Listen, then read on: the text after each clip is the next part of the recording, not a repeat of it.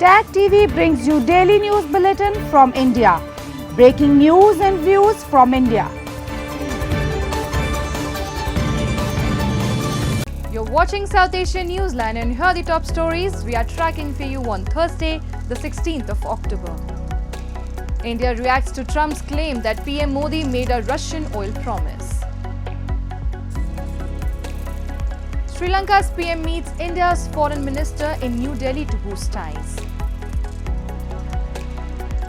And Pakistan and Afghanistan agree to 48-hour ceasefire.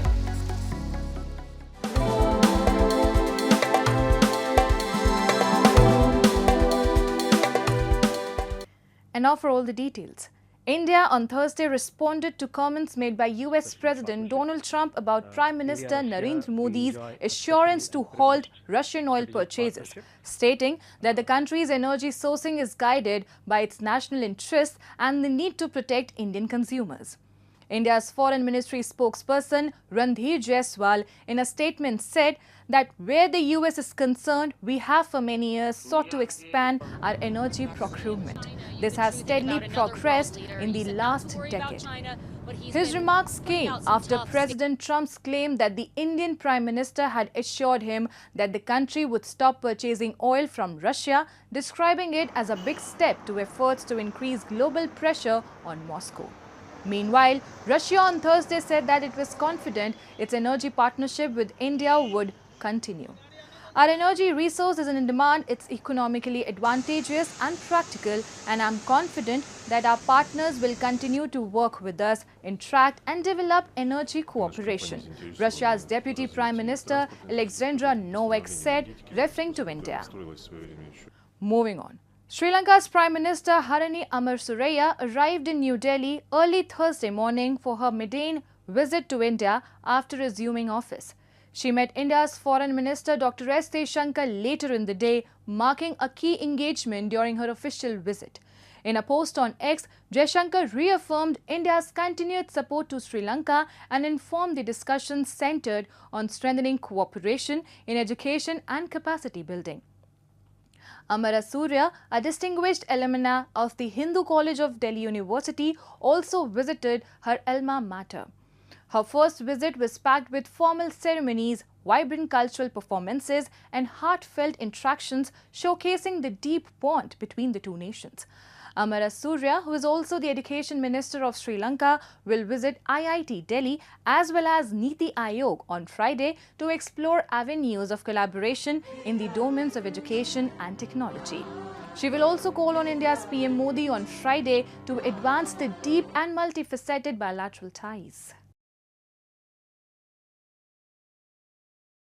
Well, I think India has done that amazingly well. The digitalization of the governance systems, the making the public sector digitalized. I think India is actually an excellent example of how digitalization can lead to more accountable governments, more accessible, transparent systems. So I think this is something that we are looking at. We are looking at India to see how we can do the same thing in Sri Lanka. But I also am my friends sometimes have called me a late adapter to technology. I'm very skeptical of technology as a fix for everything.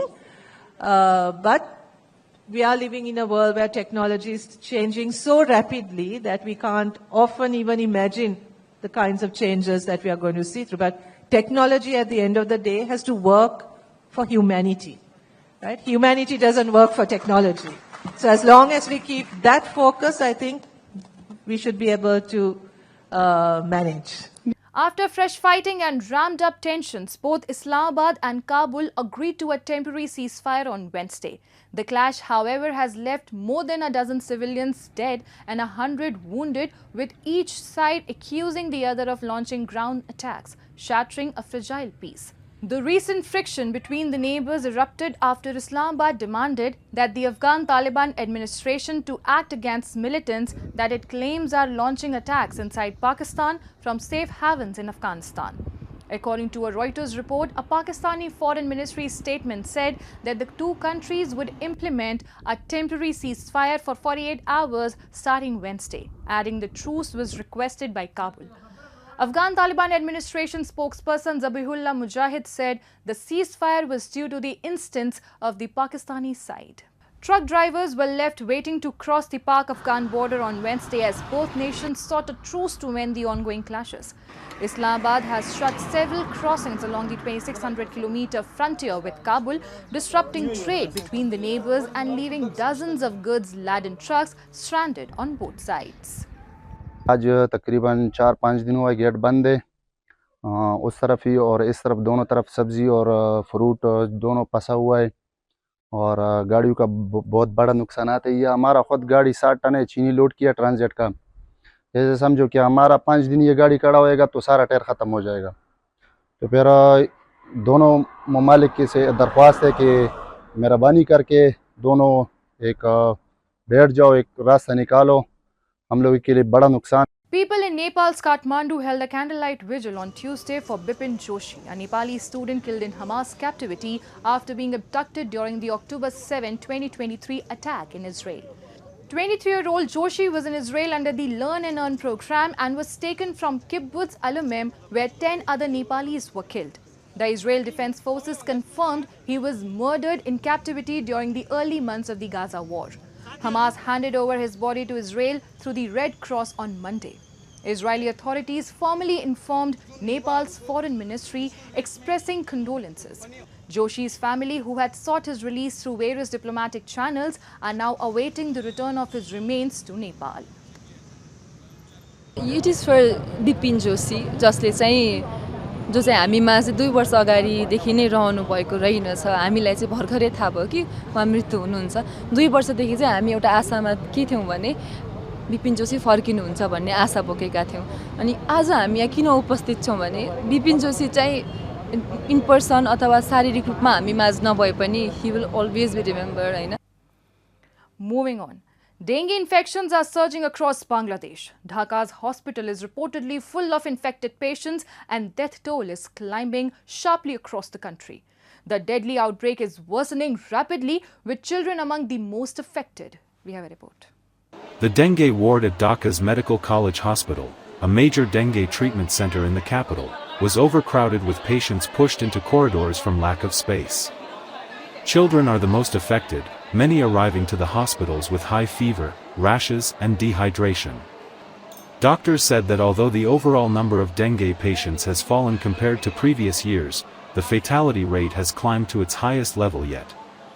The Directorate General of Health Services has reported over 50,000 dengue cases and deaths of 4 dengue patients in the 24 hours till Wednesday morning, increasing the number of fatalities in 2025 to 242, local media reported. ওই জায়গায় আমি check করেছিলাম phone থেকে check করানোর পরে আমি দেখি যে আমি বলছে যে 23,000-এ নামে এসে তোমার সাথে ভর্তি করছিল করার পরে ওরা আমাদের মনে করো ওখান থেকে আমি বাদ দিয়ে এটা শিশু হাসপাতাল রেফার করছিল ওখান থেকে ওখানে আবার আমার সময়ের সাথে মেলেন আমি নিয়ে গেছি ইমার্জেন্সি তারা বলতে আছে যে একটু লেট হইব আর কি 2-3 ঘন্টা লেট হইব রুগী ধরতে এই জন্য আমি আবার এই হাসপাতাল নিয়ে আসছি আর কি। Hospital records showed that about 15% of the more than 1,200 patients admitted to the 500-bed facility were suffering from dengue, most of them children. Presently, 2,655 patients are receiving treatment at various hospitals in Bangladesh. Rise in cases of chikungunya, also a mosquito-borne disease, is making the crisis worse. Although chikungunya is rarely fatal, it often leaves both children and adults suffering from severe joint pain and lingering weakness. Health officials in Dhaka are warning that dengue could spiral if urgent and coordinated mosquito control efforts are not launched.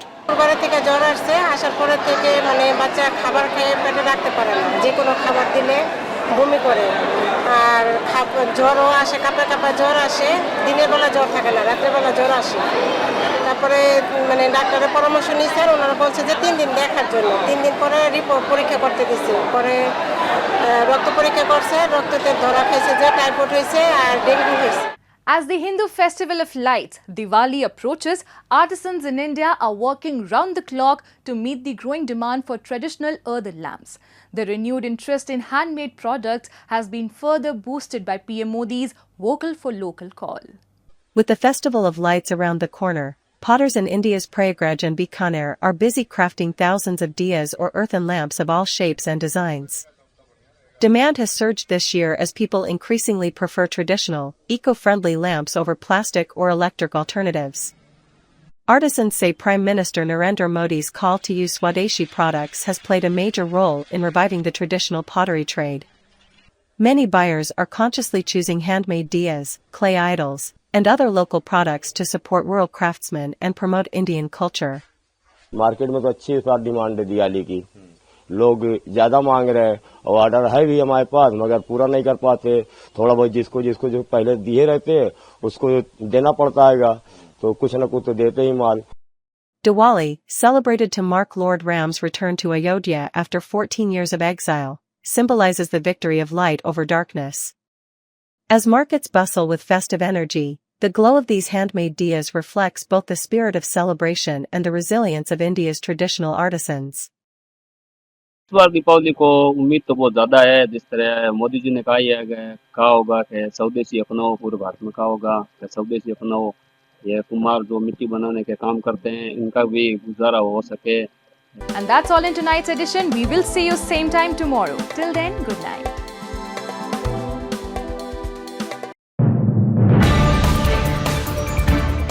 Tag TV brings you daily news bulletin from India. Breaking news and views from India.